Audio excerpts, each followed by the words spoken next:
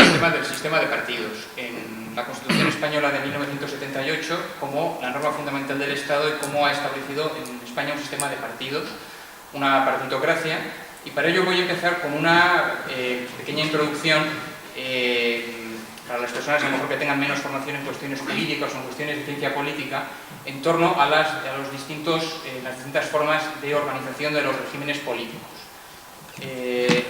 Por tanto, hay que distinguir en los modernos sistemas constitucionales dos grandes grupos, que son el parlamentarismo y el presidencialismo. Hay que tener cuidado con los conceptos desde el momento en que, tanto en el parlamentarismo como en el presidencialismo, coexisten un parlamento y un gobierno. Es decir, el hecho de que el sistema sea considerado parlamentario no implica que no haya gobierno en ese sistema, y al revés, en el presidencialismo también existe parlamento. Es decir, uno puede discrepar del parlamentarismo, como voy a hacer yo de hecho más adelante en mi exposición, pero estar a favor de la existencia de un parlamento, de unas cortes. Hay que tener en cuenta que en el antiguo régimen las asambleas, como podían ser el Parlamento en Inglaterra o los Estados Generales en Francia o en España, las Cortes tenían unas funciones que eran predominantemente de carácter financiero. Es decir, su misión en buena medida era representar en la medida de lo posible a los distintos estamentos del reino para que la corona, que era la que se ocupaba del gobierno del reino, pudiese obtener los fondos necesarios para llevar a cabo sus finalidades. En este sentido, la primera revolución moderna de carácter parlamentario, que es la que tiene lugar en Inglaterra, hay que tener en cuenta, y por eso he puesto aquí una imagen de Carlos I, que es el rey de Inglaterra, que reina durante la Revolución Inglesa. La Revolución Inglesa tiene lugar por la necesidad que tiene el rey de convocar el Parlamento para obtener fondos, como consecuencia de una rebelión que había en Escocia por unas cuestiones religiosas, en las que por razones de tiempo no podemos entrar ahora mismo. Pero cuando más adelante haga referencia a la importancia que tienen las funciones financieras en los parlamentos del momento actual, recuerden que originariamente, cuando estas asambleas surgieron en el antiguo régimen, su finalidad era financiera, es decir, de control financiero y de conseguir para el gobierno del rey el dinero necesario para obtener recursos para sus finalidades, sus programas. Se puede decir que el parlamentarismo comienza en Gran Bretaña. En la primera mitad del siglo XVIII, se puede decir que Robert Walpole, que es la persona que tenemos aquí retratada, es el primer ministro británico, pero aunque es cierto que el parlamentarismo comienza en Gran Bretaña, no vamos a poder ponerlo como ejemplo para los sistemas parlamentarios que hay en España y en los países del continente europeo actualmente, ya que el parlamentarismo en Inglaterra no es tanto fruto de una ideología revolucionaria, o no totalmente, sino consecuencia de la evolución histórica de ese país. En el siglo XVIII, de hecho, los reyes eran de origen alemán, no hablaban el idioma, ¿de acuerdo? Y entonces, a lo largo de todo el siglo XVIII, la figura del rey va perdiendo, va eclipsándose progresivamente a consecuencia de la falta de interés que tiene el propio rey de Inglaterra, que a su vez es también elector en un estado de Alemania, para ocuparse del gobierno de la propia Inglaterra, y por eso el Parlamento y la persona que tiene la mayoría en el Parlamento va progresivamente cogiendo mayor esfera de poder en Gran Bretaña. Y así es como va surgiendo en Gran Bretaña, como digo, la figura del primer ministro, que depende de la confianza de la mayoría del Parlamento, y va perdiendo progresivamente poder el rey. Pero es importante, porque ahora vamos a hablar de la Revolución Francesa. En Inglaterra, el surgimiento del parlamentarismo no es consecuencia de una ideología contraria al gobierno como tal, a la existencia de un gobierno, sino simplemente al eclipse del que ejercía el gobierno hasta el momento, que era el rey, y al surgimiento de un nuevo poder, que es el que deriva del Parlamento. Pero no hay una idea filosófica previa contraria al poder político o a la existencia de gobierno. No sé si esto se ha entendido, pero hay que hacer esa distinción.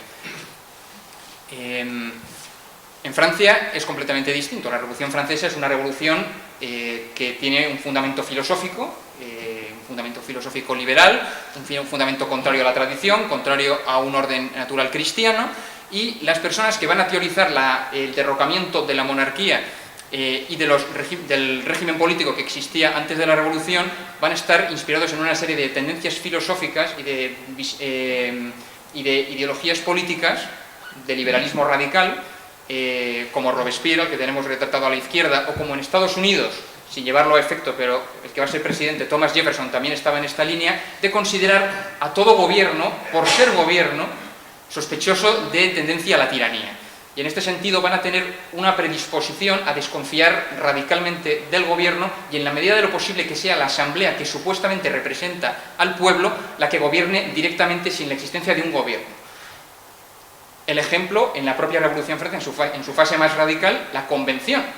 ¿de acuerdo? Una vez en 1792 es derrocada la monarquía, después del breve experimento de monarquía constitucional durante la propia revolución, se es derrocado el rey, después va a ser guillotinado y lo que era la asamblea constituyente y luego la asamblea legislativa es sustituida por una nueva asamblea que va a llamarse Convención Nacional, y durante los 3 años que va a regir Francia la Convención Nacional no va a haber propiamente un gobierno. Lo más parecido a un gobierno va a ser Robespierre, al que hemos tenido, al que vemos aquí como hemos visto antes en la fotografía de la izquierda, Robespierre, que no ocupa oficialmente ningún cargo político y sin embargo en nombre de la tiranía se suprime otro gobierno que no sea el del Parlamento, y vemos cómo esta ideología abstracta de que no es necesario ningún gobierno y que simplemente la asamblea puede gobernar por sí sola, a lo que va a llevar es que precisamente ese gobierno en la sombra que ejerce Robespierre lleve al terror que todos conocemos de decenas de miles de ejecuciones en la guillotina durante los años 1793-1794. Pero aquí surge esta idea del gobierno de convención, es decir, el gobierno, si existe, es en todo caso un mal necesario, nada que ver con la idea que podemos tener los cristianos del gobierno como un fenómeno que existe porque Dios lo quiere así, porque las sociedades deben ser gobernadas y es natural que el ser humano obedezca, sino que estas ideologías liberales revolucionarias lo que propugnan es que el gobierno es, como digo, un mal que como mucho tiene que ser tolerado y en la medida en que haga falta algo de poder político debe ser ejercido únicamente por la asamblea. Por eso vamos a tener en el siglo XIX el parlamentarismo asambleario. Quizá la plasmación política concreta más arquetípica del parlamentarismo asambleario o de convención es la Tercera República Francesa, que existió entre 1870 y 1940 hasta la ocupación alemana en la Segunda Guerra Mundial. Duró 70 años. En la Tercera República Francesa existía el gobierno, el jefe de gobierno era el presidente del Consejo de Ministros, pero dependía permanentemente de la confianza de la mayoría parlamentaria. Es decir, en la medida en que la mayoría parlamentaria cambiaba y el gobierno dejaba de tener esa confianza de la mayoría de los diputados, el gobierno podía caer y era sustituido. Hay que tener en cuenta que los partidos en esta época no tenían apenas seguidores de masas, sino que eran básicamente unas agrupaciones de notables que se reunían, eran todos, la mayor parte de ellos, miembros del Parlamento. Realmente los partidos políticos existían básicamente en los grupos parlamentarios, y en este sentido hay que decir que en este contexto, por ejemplo, se puede hablar en la España de la Restauración del caciquismo, es decir, los diputados controlaban su distrito, donde tenían supuestamente sus votos, pero no existían los partidos que hemos conocido en el siglo XX como partidos de masas. Y por tanto, hay que tener en cuenta que el parlamentarismo tiene dos principios básicos, y es la idea de que el Parlamento puede derribar al gobierno, y en el siglo XIX era algo muy habitual. Es decir, un gobierno duraba aproximadamente 2 años, año y medio, a veces no llegaba a durar siquiera un año completo, pero a su vez también se basaba en que el gobierno podía disolver el Parlamento y convocar elecciones. Es decir, el primero que derriba al otro prevalece, es decir, el Parlamento puede derribar al gobierno, pero el gobierno también puede disolver el Parlamento y convocar elecciones, de esta manera evita ser derribado. ¿Qué ocurre? ¿A qué llevaba esto? Pues como he dicho hace unos minutos, a una inestabilidad gubernamental absoluta y gobiernos de cortísima duración. Como digo, la Tercera República Francesa es el prototipo de sistema parlamentario de convención o de asamblea. Alrededor de 90 jefes de gobierno, he consultado por cierto en internet 2 listas distintas, a veces se cita a una persona que su gobierno es derribado por la asamblea pero inmediatamente vuelve a formar gobierno, y por eso he visto en una lista 86 y en otra 90 jefes de gobierno entre 1871 y 1940. Con lo cual, evidentemente, que alguien piense qué clase de programa de gobierno puede llevarse a cabo cuando el gobierno no dura ni siquiera un año. Es imposible, y por eso se hablaba antes en España de la Guerra Civil de los parlamentos ingobernables. Otro ejemplo, ya después de la Primera Guerra Mundial, Alemania con la Constitución de Weimar de 1919, que duró hasta la llegada al poder del movimiento nacional socialista. En esos 14 años de gobierno de la República de Weimar hubo 14 jefes de gobierno, cancilleres, como se llama allí el jefe de gobierno. Precisamente los movimientos como el fascismo, como el nacionalsocialismo, son reacciones a la inestabilidad gubernamental, a la falta de existencia de un gobierno fuerte a consecuencia de los excesos del parlamentarismo de asamblea o de convención del que he estado hablando hasta ahora. Sin embargo, la Segunda Guerra Mundial pone fin a esas experiencias, las potencias del eje son derrotadas en 1945, vencen las potencias aliadas, en el caso de las potencias aliadas occidentales son democracias parlamentarias o presidenciales en el caso de Estados Unidos, y en el caso de los aliados de Europa Oriental es la Unión Soviética, que es un régimen comunista. En lo que aquí nos interesa, que son los países de Europa Occidental, la victoria aliada en la Segunda Guerra Mundial supone el restablecimiento del parlamentarismo en esos países. En el caso concreto de Francia y de Italia, se vuelve en un primer momento al parlamentarismo asambleario o de convención, es decir, gobiernos inestables y poco duraderos. Tenemos a la izquierda Pierre Mendès France, que fue jefe de gobierno en la Cuarta República Francesa, y en la derecha podemos ver al Alcide de Gasperi, que fue el primer jefe de gobierno de la República Italiana entre 1945 y 53. Me parece que era el gran dirigente de la democracia cristiana. Creo que todos, o la mayoría de nosotros, nos acordamos, los que al menos tenemos cierta edad, al menos todavía en nuestra infancia, hasta los años 90, Italia era todavía un régimen parlamentario de convención, donde era habitual que un gobierno durase 6 meses, año y medio, 2 años. Craxi, Bettino Craxi, fue el plusmarquista en los años 80 con 3 años de gobierno, y fue la plusmarca máxima en toda la Italia desde el final de la Segunda Guerra Mundial. Por tanto, se vuelve, digámoslo así, a las andadas con el parlamentarismo de convención. Hay que decir que Alemania occidental es una cierta excepción de esto que estoy diciendo. Lo primero que hay que tener en cuenta es que Alemania occidental es, durante estos años, un país ocupado por las potencias vencedoras. ¿De acuerdo? Ahí tenemos a Konrad Adenauer, que es el primer canciller de Alemania occidental después de la Segunda Guerra Mundial, con el antiguo presidente de Estados Unidos, Herbert Hoover, el que lo había sido durante la Gran Depresión. ¿De acuerdo? En estos momentos, cuando se funda la República Federal de Alemania, que es la Alemania que tenemos hoy, ¿de acuerdo?, con la Ley Fundamental de Bonn, que es como se llama la Constitución alemana todavía hoy vigente. La Constitución de 1949 se llama Ley Fundamental y se aprobó en Bonn, que era entonces la capital. Bueno, pues como digo, en ese momento Alemania era un país ocupado por las potencias aliadas. Alemania occidental por las 3 potencias aliadas occidentales. Y a pesar de esta ocupación, los juristas alemanes que diseñan esta Constitución van a intentar, recordando la experiencia de la Constitución de Weimar y cómo esa inestabilidad de gobierno, de esos 14 cancilleres en 14 años de existencia de la República de Weimar, habían llevado esa inestabilidad y eso había llevado al surgimiento del régimen del Tercer Reich, se pretenden establecer, partiendo del mantenimiento del sistema parlamentario, se pretende establecer correcciones en ese sistema parlamentario de convención que produce tantísima inestabilidad. Y entonces se va a hablar de un parlamentarismo racionalizado, es decir, se mantiene el sistema parlamentario, sigue dependiendo el gobierno de la aprobación de la Cámara, sigue, por tanto, siendo necesario que la Cámara permanentemente le dé su confianza al jefe de gobierno, pero se establece una serie de mecanismos correctores para que haya más estabilidad. Uno de ellos es la preeminencia del canciller, aunque esto tiene ciertos antecedentes en la propia historia constitucional de Alemania, porque ya antes de la República de Weimar, con el Kaiser, el canciller dependía solo del Kaiser, y hasta la Primera Guerra Mundial los cancilleres tenían estaban de media 6-7 años en su cargo, por lo tanto no tenían ese problema del parlamentarismo asambleario tipo francés o italiano.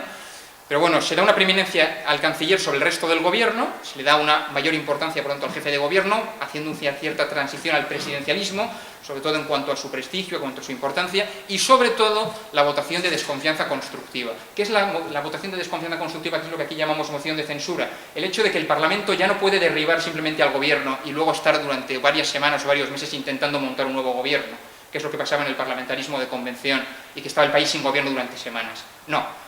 En Alemania, en la Ley Fundamental de 1949, se establece este sistema que es la votación de desconfianza constructiva. Si derribas al jefe de gobierno en el Parlamento, tienes que tener a otro candidato que lo sustituya inmediatamente. Es decir, en ningún momento va a estar el país sin gobierno. ¿De acuerdo? Esta fórmula es fundamental para establecer esa corrección racionalizadora en el parlamentarismo. De hecho, en Alemania ya no se ha derribado más que una vez al jefe de gobierno por parte del Parlamento, y eso ocurrió en 1982 cuando Helmut Kohl inició una moción de censura contra Helmut Schmidt, que era el canciller socialdemócrata de entonces. Gracias a que el Partido Liberal cambió de bando y se puso del lado de los democristianos, la moción de censura tuvo éxito y Kohl llegó a la Cancillería a través de esta moción de censura. Es la única vez que en la historia constitucional de la Alemania actual ha tenido éxito una votación de desconfianza constructiva o votación de censura. Perdón, que me he pasado.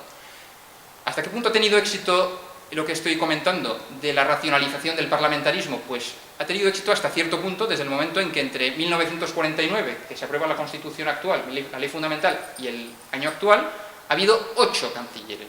O sea, el contraste no puede ser más evidente. En la República de Weimar, 14 años, 14 jefes de gobierno. En la República Federal actual, casi 70 años, 8 jefes de gobierno. Es decir, se ha conseguido esa estabilidad que se quería procurar. Ahora bien, y luego, cuando dentro de unos minutos pase ya a considerar el caso de España, me centraré más en ello. ¿Esto se debe únicamente a esos inteligentes mecanismos correctores del parlamentarismo y de sus excesos, como el de la moción de censura constructiva, o tiene otros motivos? Pues hay que decir que tiene otros motivos, y es la importancia que tienen los partidos políticos y cómo se han modificado desde esos partidos de notables a los que he hecho referencia hace unos minutos. Los partidos políticos de ahora son máquinas de poder fortísimas, organizadas, disciplinadas, y eliminan muchísima de la inestabilidad a la que daba lugar el parlamentarismo de convención. No sé si se me va entendiendo. Voy a empezar con el otro gran sistema, que es el presidencialismo. Lo consideraré de una manera más corta, porque aquí no hemos tenido sistema presidencial. El sistema presidencialista, aquí tienen a Abraham Lincoln, es el típico de los Estados Unidos. Originariamente Estados Unidos, cuando se declara independiente de Gran Bretaña durante la Guerra de Independencia en 1776, no formó realmente una nación unida, sino que eran las 13 colonias que se convirtieron en 13 estados independientes y se mantuvieron juntas para librar juntas la guerra contra los británicos y poder mantenerse juntas independientes. Pero no había, insisto, originariamente un estado federal común. Era una mera unión de estados, de colonias convertidas en estados, pero que no formaban un estado de tipo federal. Podríamos decir que sí formaban una confederación. Era durante la guerra de independencia, como digo, contra Gran Bretaña, el llamado Congreso Continental, con los representantes de las 13 colonias sublevadas, y a partir de 1781 se hace una especie de constitución confederal, que se llaman los artículos de la Confederación, y pasa a haber un Congreso de la Confederación, donde están representadas los 13 estados, ¿de acuerdo? Pero sin formar realmente un verdadero país unido. ¿Qué pasa? Que era un poco la idea que había en la Revolución Francesa en su fase convencional. Los gobiernos son malos, son tiránicos, el rey de Gran Bretaña era un tirano, como mucho que haya un gobernador en cada estado, los estados que estaban, las que habían sido las 13 colonias, pero esas 13 colonias unidas no pueden tener un gobierno porque eso podría llevar a la tiranía, ¿de acuerdo? Eso se vio durante los años 1780, que era inviable y que no daba lugar a gobiernos, que no daba lugar a que el país pudiera tener la prosperidad y el desarrollo que necesitaba. Entonces, las personas más destacadas de la vida política de lo que eran las colonias, de las antiguas colonias, estados independizados de América del Norte, decidieron organizar una convención, que se llamó la Convención Constitucional de Filadelfia, para intentar aprobar una constitución que crease un gobierno común más fuerte y que diese mayor solidez a ese nuevo entramado político que había surgido de la independencia de las colonias británicas. Y de ahí surgió la Constitución de Estados Unidos de 1787, que sigue vigente hasta el día de hoy, y que es donde está plasmado el sistema presidencialista.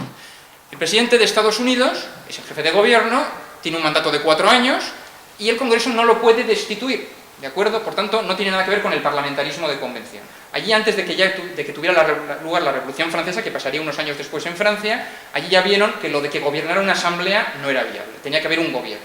En ese sentido no tenían esa o al menos los que hicieron la Constitución, porque Jefferson sí tenía esta actitud previa de desconfianza o de hostilidad al gobierno, pero, como digo, la Constitución americana no se basa en la hostilidad al gobierno, se basa en la idea de que el gobierno tiene que estar controlado, pero que el gobierno tiene que existir, y que no necesariamente es malo, sino que es algo que tiene que controlarse, que tiene que tener límites, pero que no es malo. El matiz, creo que, desde el punto de vista filosófico, es importante. El Congreso, que representa, digámoslo así, la función legislativa o la representación de la sociedad a su manera, desde luego una manera inorgánica, pero a su manera, está representado por 2 cámaras, que son el Congreso y el Senado, la Cámara de Representantes, que sería como el Congreso de los Diputados aquí, y el Senado. Cuidado con la terminología. Aquí en España las 2 cámaras juntas les llamamos Cortes Generales. Allí a las 2 cámaras juntas les llaman Congreso. Mientras aquí en España Congreso es una cámara, que es la Cámara Baja, Congreso de los Diputados. ¿De acuerdo? La Cámara Alta se llama en los 2 países Senado. Igualmente, igual que el Congreso no puede destituir al presidente, el presidente no puede disolver el Congreso.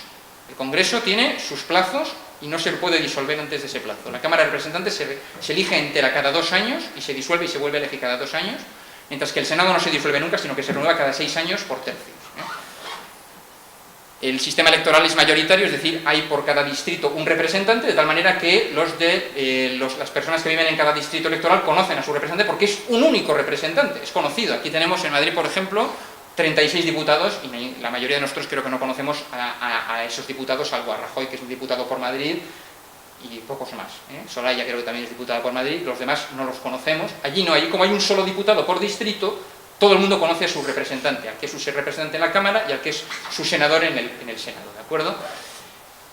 He puesto las fotos de estas dos personas, que son Daniel Webster, que es uno de los grandes dirigentes políticos estadounidenses de antes de la Guerra Civil, y al senador Joseph McCarthy, para hacer ver la importancia enorme que puede tener un representante, lo que sería un diputado o un senador en los Estados Unidos. Aquí un senador, aquí un diputado, si no tiene otro cargo en el gobierno, no es nada, o no es uno de los dirigentes de los partidos, y un senador es menos que nada. Allí es todo lo contrario. Allí un representante es muchísimo y un senador es muchísimo. Eso a veces se ve en las películas como este es hijo de un senador. Y un senador en Estados Unidos es importantísimo.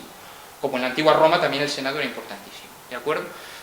McCarthy, siendo senador, ha dado nombre a toda una era en la historia de los Estados Unidos. El presidente de los Estados Unidos no puede disolver el Congreso. Por eso hay una rígida distinción de poderes en los Estados Unidos. Nixon, que estuvo a punto de ser destituido por haber cometido supuestamente una serie de delitos, y la Constitución excepcionalmente prevé que se pueda destituir al presidente para que se lo juzgue si comete delitos, no pudo disolver el Congreso. Podría haberlo hecho, ya que me está intentando protestar, lo disuelvo, aquí se haría. Allí no se puede ni el presidente disuelve el Congreso, ni el Congreso destituye al presidente, salvo en el impeachment, que como digo es cuando hay un delito por parte del presidente. Y termino con este breve análisis del presidencialismo, recordando que aunque el Congreso de Estados Unidos no puede destituir al presidente, sin embargo, el control que ejerce sobre el gobierno o sobre el presidente es muchísimo más eficaz que el que tiene lugar en un sistema parlamentario. ¿Por qué? Porque no se hace tanto en las cámaras, en el pleno de la Cámara, como en las comisiones. Eso también a veces se ha visto en las películas, cómo se comparece ante un comité o ante una comisión del Senado, de la Cámara de Representantes, y cómo muchas veces, además, un diputado o un senador allí pertenece a una comisión de mayor importancia si lleva muchos años en su escaño, es decir, cuanto más antiguo, cuanto más prestigio tiene el senador o el representante correspondiente está en una comisión de mayor importancia, allí las comisiones son importantísimas y los representantes o senadores que forman parte de ellas conocen muy bien la labor que tienen que controlar. ¿De acuerdo? Entonces el control no se hace tanto de una manera espectacular en un pleno, cuanto en una comisión especializada en el asunto concreto en el que hay que controlar al ministro o secretario que se llama ahí del departamento correspondiente. En Estados Unidos, en cuanto al número de gobiernos, 45 presidentes en más de 200 años.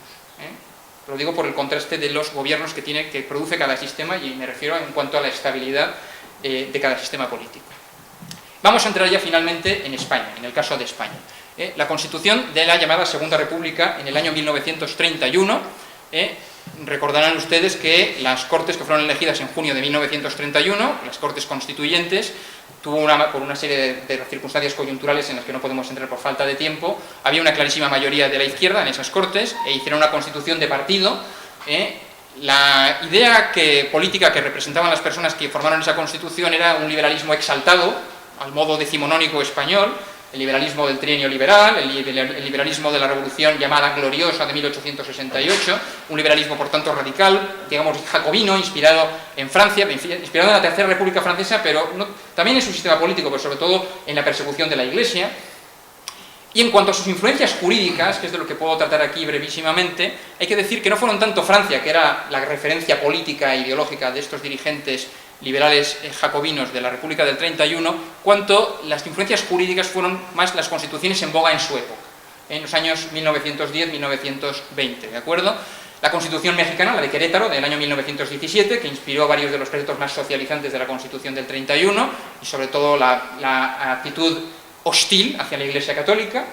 La Constitución austríaca, que inspiró la existencia de un tribunal constitucional que se llamó Tribunal de Garantías Constitucionales, y la Constitución alemana en cuanto a la organización del sistema parlamentario, que es de lo que estamos hablando un poco en esta charla, y que ya nadie podrá decir que los que formaron la Constitución que elaboraron la Constitución de 1931 no sabían lo que estaban haciendo, porque la Constitución de Weimar llevaba entonces 12 años de vigencia y ya había habido entonces 12 cancilleres distintos en 12 años de vigencia. Por tanto, si luego en España vamos a tener en esos 5 años 11 jefes de gobierno, con la consiguiente inestabilidad, nadie podrá decir que los que formularon la Constitución del 31 no sabían lo que estaban haciendo. Digo yo. Ya me dirán ustedes de todas formas qué clase de programa o qué clase de proyectos se pueden desempeñar o se pueden desarrollar en gobiernos que duran 7 meses. Vamos a entrar ya en la transición política y con esto voy a ir terminando. La transición fue una homologación. Creo que el coronel Manrique va a abundar muchísimo más en este aspecto. Ahí tenemos, cuando la proclamación el 27 de noviembre del 75, a Juan Carlos con Giscard, que era presidente de Francia, y Walter Scheel, que era presidente de Alemania. La ley para la reforma política, que fue el instrumento jurídico del cambio entre un sistema político, el régimen de Franco, y el actual. Hay que decir que la ley de la reforma política, en la que no voy a entrar porque no tengo tiempo, pero es muy conocida la oposición que hicieron, por ejemplo, Raimundo Fernández Cuesta y Blas Piñar, con toda razón, desde luego, al proyecto de ley de reforma política por una serie de cuestiones absolutamente vertebrales. Pero en el segundo día de debate, ya admitido la idea, el principio de que se iba a aprobar la ley para la reforma política, se entraron en cuestiones un poco más técnicas relacionadas con aquello de lo que estoy hablando.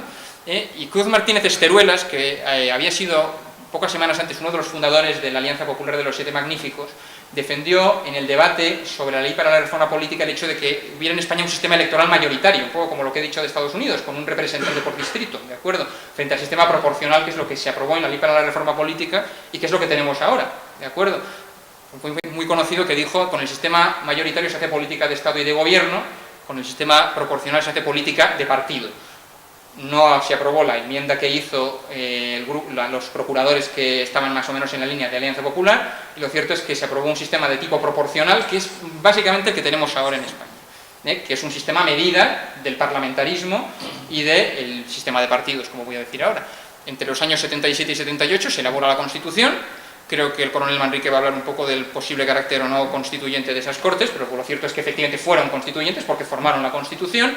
En ningún momento, ya que fue una homologación con los sistemas del resto de Europa Occidental, se cuestionó el parlamentarismo. Estaba clarísimo que se iba a imponer un sistema parlamentario. No hubo en ningún momento ningún debate de nivel intelectual, de ninguna clase, sobre poder quizá establecer un presidencialismo en España. De ninguna manera se partió del apriorismo parlamentarista.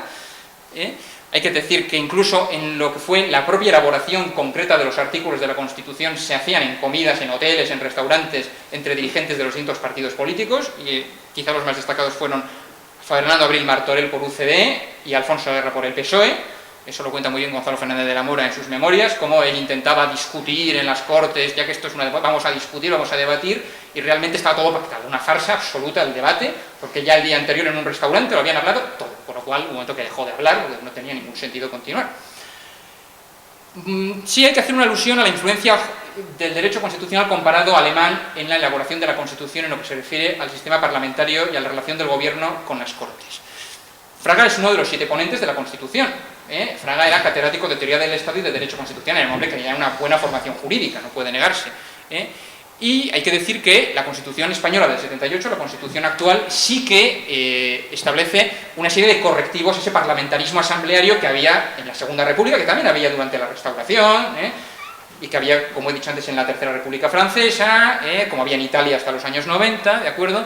Y la Constitución española sí que intenta corregir también esos excesos del parlamentarismo de asamblea, y de hecho no se establece un sistema parlamentario de asamblea. En España el presidente del gobierno tiene una posición preeminente sobre el resto de los miembros del gobierno, tiene una posición jurídica, una configuración constitucional más robusta que los miembros del gobierno, que los ministros. Y sobre todo se ha aceptado de Alemania lo que he comentado hace unos minutos, la votación de desconfianza constructiva, que se llama aquí, que aquí se llama moción de censura, que es, como digo, constructiva. Aquí hemos tenido 3 mociones de censura desde el establecimiento del sistema constitucional del 78. La moción de censura del 80 de Felipe González, la de Hernández Mancha del 87 y el año pasado la de Pablo Iglesias. Las 3 han fracasado, y en buena medida porque no era simplemente derribar al gobierno, que a lo mejor si hubiera sido para derribar al gobierno sí hubieran tenido apoyo. Como tenían que tener un candidato que sustituyera inmediatamente al presidente del gobierno, ya no era tan fácil conseguir apoyos. En ese sentido se ha conseguido la misión de que los gobiernos no duren tan poco. En los 40 años que va a hacer en diciembre de vigencia de la Constitución, hemos tenido 6 presidentes del gobierno. En ese sentido, se puede decir que ha sido un éxito la Constitución del 78. Ha producido gobiernos más estables que sus antecesores. Ahora bien, como ya apuntaba en el caso de Alemania, ¿cuál es el precio? ¿Y es esa la única razón? ¿Es la brillantez de los que elaboraron la Constitución del 78 la única razón por la cual en España los gobiernos son más estables que en la Segunda República o incluso que en la época de Alfonso XII y Alfonso XIII? ¿Es esa? No. España no es simplemente un sistema parlamentario. España es un estado de partidos. Es un sistema de partidos, y eso es lo que hace también que sea un sistema estable. ¿Pero a qué precio? El artículo 6 de la Constitución, que está en el título preliminar, al que ha aludido muy bien Eduardo al principio de su intervención, regula los partidos políticos. Está en el título preliminar, que es donde están los puntos básicos de lo que es el texto constitucional. Con lo cual ya jurídicamente está anunciando lo que va a ser el sistema, un sistema de partidos. Hay un control absoluto, y no puedo entrar en lo que es la organización de los partidos, pero de facto creo que todos los que leemos un poco los periódicos o los telediarios sabemos que lo que manda la cúpula del partido es absolutamente ley, y que lo que es la libertad de opinión o de discrepancia en los partidos políticos, si es en una línea distinta de lo que tiene la cúpula o el dirigente, está absolutamente proscrita. En Estados Unidos tienen a la izquierda a William Jennings Bryan. Es la única persona que se ha podido presentar 3 veces a la presidencia de Estados Unidos por haber sido derrotado 2. Es decir, consiguió 2 veces la candidatura demócrata y le dieron en el partido de muerta una tercera oportunidad. Nunca ha vuelto a ocurrir en la historia de Estados Unidos que a un tío al que han derrotado 2 veces en elecciones le dejen presentarse como candidato 3. Nunca. Más que en este caso. Por cierto, que la tercera también perdió las elecciones. En España es normal. En España Felipe González se presentó 2 veces, pero como tenía el condón del partido, se presentó a la tercera. Claro, ya la tercera ya ganó. Aznar igual, Aznar perdió en el 93, Aznar había perdido en el 89, pero ya al final en el 96, ya con el gobierno basura de Felipe González, consiguió ganar las elecciones por la mía, pero consiguió ganar. Y Rajoy, pues igual. Rajoy se presentó en 2004, perdió. Se presentó en 2008, perdió. Pero bueno, pues ya finalmente en 2011, con el hundimiento de la economía de Zapatero, consiguió ganar. Eso evidentemente en otro país, salvo que tenga un sistema de partidos totalmente cupulocrático como el español, es imposible. El Partido Popular es el más claramente despótico y oligarco, creo poder decir, de los partidos españoles, que lo son todos, pero sobre todo el Partido Popular. Hay que decir que Fraga designó individualmente su sucesor, que es Aznar, y Aznar designó individualmente a Rajoy como su sucesor, en una supuesta democracia. En julio de 2002, yo lo recuerdo, yo no tenía todavía 23 años, se dio el momento, para mí, que fue de mayor paroxismo de la partitocracia en España, que fue que Aznar hizo una gran remodelación del gobierno, cambió varios ministerios. Me parece que Rajoy pasó de ser ministro del Interior a ser ministro de Administraciones Públicas o portavoz, Piqué dejó de ser ministro de Exteriores y pasó a ser Ana Palacio ministra de Exteriores. Bueno, fue la parte de la competencia del presidente del gobierno cambiar a los ministerios. Pero Aznar, como presidente del gobierno y presidente del Partido Popular, decidió más cosas. Decidió que Esperanza Aguirre, que era presidente del Senado, iba a ser candidata a la Comunidad de Madrid, y al año siguiente fue presidenta de Madrid, y que Juan José Lucas iba a ser presidente del Senado. Decidió también que Gallardón, que era presidente de la Comunidad de Madrid, iba a ser alcalde de Madrid. Es decir, el presidente del gobierno decidió varios ministerios, decidió la presidencia del Senado, decidió la presidencia de la región más importante del país, decidió la alcaldía más importante del país y capital del reino. En fin, y esto supuestamente es un sistema de libertades. Voy a terminar con una serie de manifestaciones de la partitocracia, que es lo que hacen de ella algo tan nocivo para España, en línea con lo que ha estado comentando Eduardo, y por supuesto comentará, creo, don Ángel David. Las listas electorales cerradas y bloqueadas evitan que podamos conocer mínimamente a nuestros representantes. He dicho antes, en Madrid tenemos 36 diputados, no los conocemos. No nos pueden representar si no nos conocemos. Uno no puede tener un apoderado al que no conoce. Los diputados son desconocidos, salvo los más importantes y dirigentes de los distintos grupos. Los partidos, esto es una estadística que he sacado del Mundo de hace un año, de marzo de 2017, el 80% de la financiación de los partidos es pública. Supuestamente los partidos son personas jurídicas privadas. Un partido se constituye en escritura pública. Es una persona jurídica privada desde el punto de vista sobre el papel, digámoslo así. Pero lo cierto es que el dinero con el que funcionan es público, lo pagamos todos. Aunque no podamos ni verlos, tenemos que pagar nosotros esos partidos políticos. El Parlamento no controla al gobierno, debería controlarlo. Supuestamente el parlamentarismo consiste en eso. El problema es que a través del control que ejercen el jefe de gobierno, que a su vez es jefe del partido, sobre el partido y sobre los diputados de su partido, no hay tal control. Por eso la estabilidad no es solo por la moción de censura constructiva, también, pero no solo. Lo es simplemente porque los diputados nunca van a votar contra el jefe de su partido que tiene mayoría. La politización de la justicia, los jueces son elegidos por los partidos políticos que están en las cámaras legislativas, así lo prevé la Constitución. La discusión parlamentaria es una burda farsa. Supuestamente en el Parlamento debería buscarse la verdad, debería discutirse para convencer al otro, ¿no? Supuestamente es la finalidad de un Parlamento donde intelectualmente nos intentamos convencer para esgrimir los mejores argumentos posibles. Todo es una farsa. En la fotografía de la izquierda pueden ver a los jefes de filas con un dedo o con 2 dedos, si hay que votar que sí o que no, y los demás apretando el botoncito. Todo una farsa absoluta. Vuelvo aquí a lo que he dicho al principio de la intervención. Las cortes o los parlamentos en el antiguo régimen tenían unas funciones financieras. Los reyes los convocaban para conseguir dinero, para conseguir fondos. La Revolución Inglesa empezó porque el rey necesitaba dinero, si no, no hubiera convocado al Parlamento. Es decir, se supone que los representantes representan a los ciudadanos para que el gobierno no coja demasiado dinero. Pues no, como los partidos controlan como el gobierno controla el partido mayoritario y así controla el Parlamento, lo cierto es que las asambleas no son asambleas para controlar los gastos, son asambleas para gastar. El marasmo institucional que se puede ver, por ejemplo, el año pasado cuando la investidura primero de Rajoy, luego de Pedro Sánchez, que no tuvo lugar, finalmente otra vez la de Rajoy. Me acuerdo que se dijeron bastantes cosas absurdas en los medios de comunicación sobre que el rey tenía que proponer. La Constitución se hizo a medida del sistema partitocrático. Es clarísimo el artículo que habla de la intervención del rey para hablar con los distintos grupos parlamentarios para proponer un candidato a la presidencia del gobierno. Tiene que proponer al que los grupos van a votar. Por tanto, nada de que el rey no tiene que decidir nada y así está configurada la Constitución, porque es una Constitución de partidos. Finalmente, hay que decir que hay una de las grandes aportaciones de José Antonio a la vida política española fue decir que una descentralización del poder, la concesión de autonomía política a ciertas regiones se podría considerar siempre que no hubiese ningún germen de separatismo en esa región. Creo que todos podemos compartir esto, que es de más elemental sentido común. Yo lo comparto al 100%, pero hay que decir una cosa, el sistema autonómico nos ha llevado al borde de la destrucción de España, no solo por esto, que desde luego, sobre todo es por esto, pero también por el carácter partitocrático que tiene.